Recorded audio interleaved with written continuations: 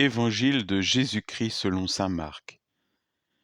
Ressuscité le matin, le premier jour de la semaine, Jésus apparut d'abord à Marie-Madeleine, de laquelle il avait expulsé 7 démons.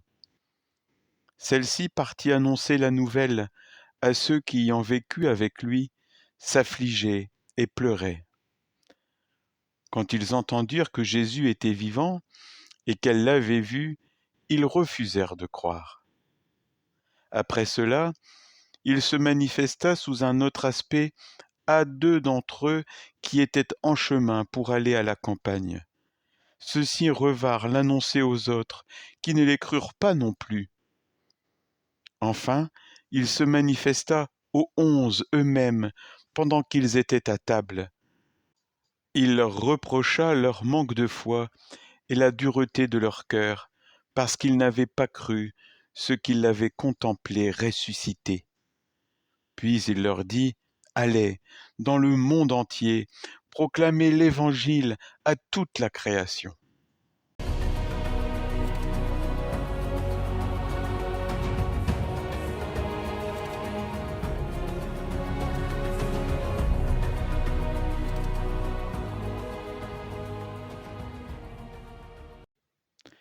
Il leur reprocha leur manque de foi et la dureté de leur cœur. Les apôtres ne veulent pas croire le témoignage de Marie-Madeleine, puis celui des 2 disciples revenant d'Emmaüs. Pourquoi ce refus d'une nouvelle pourtant annoncée par Jésus? L'ego? La peur de prendre des risques? La peur de passer pour des naïfs ou des illuminés? La peur d'être à contre-courant? La peur de la persécution? S'il m'arrive d'avoir de la peine à croire à la résurrection, je peux me dire que je ne suis pas seul.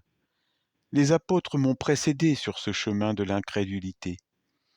Tant de deuil pour la mort, des vieilles certitudes, des anciens repères, des habitudes face à la nouveauté, l'inattendu, l'inimaginable de l'événement de la résurrection. Les apôtres sont encore dans le déni.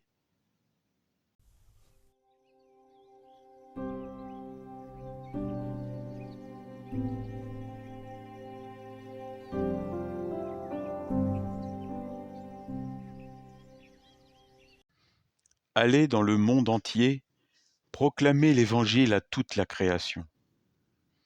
Les apôtres sont incrédules, mais ils sont quand même envoyés. L'Évangile n'est pas proclamé par des héros de la foi, mais par des hommes et des femmes de chair et de sang, d'incrédulité et d'espérance. C'est dans le monde que se joue l'avenir de l'Évangile, pas dans nos petits cénacles particuliers. Jésus veut les libérer de l'enfermement sur eux-mêmes et d'une mort spirituelle en les envoyant au monde et à la création tout entière. L'Évangile ne vit en nous et transforme notre cœur que si nous l'annonçons à ceux qui ne l'ont pas encore reçu. Cette proclamation devient possible pour les apôtres par la grâce de l'envoi de Jésus et le souffle de l'Esprit Saint.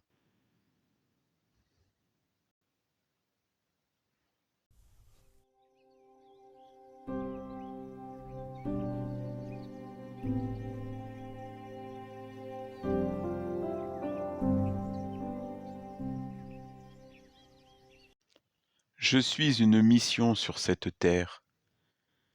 Le souffle de l'Esprit Saint, nous l'avons reçu au baptême. La grâce de l'envoi nous a été donnée à la confirmation. Nous sommes équipés pour, à notre tour, laisser vivre en nous l'Évangile. Qu'en faisons-nous? Sommes-nous aussi incrédules? La transmission de la foi est le plus grand acte de charité possible puisqu'elle ouvre chacun à la vie éternelle. En vivant le commandement d'aimer Dieu et son prochain, en particulier celui qui m'est différent, je suis une mission sur cette terre.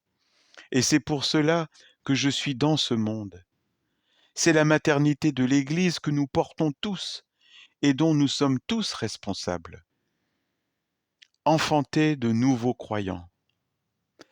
Je dois reconnaître que je suis comme marqué au feu par cette mission afin d'éclairer, de bénir, de vivifier, de soulager, de guérir, de libérer. Nous devons vivre en situation de mission permanente. Cette sortie de nos confinements spirituels et de nos cloisonnements communautaires vers l'autre ne pourra se produire que si ensemble nous faisons confiance aux propriétaires de la récolte et si nous sommes prêts à nous laisser renouveler dans la force du sacrement de Pâques par une spiritualité missionnaire, dans un généreux esprit d'engagement et de miséricorde.